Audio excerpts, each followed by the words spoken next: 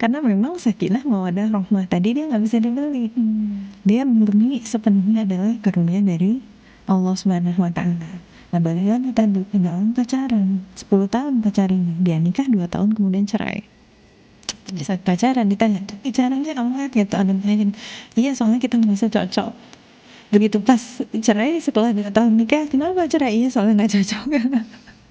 Ya, maka kemudian harus dipahami yang namanya sakinah mawaddah rahmah itu adalah hak prerogatifnya Allah Subhanahu wa Ta'ala. Maka kemudian hanya Allah yang bisa mengaruniakan itu. Makanya kemudian untuk menjemput sakinah mawaddah rahmah, kita harus menjalani keseluruhan proses pernikahan, dari mulai proses menuju pernikahan, pada saat akad, pada saat walimah, sampai dengan setelahnya kita berusaha semampu kita sesuai dengan Quran dan Sunnah semuanya ya.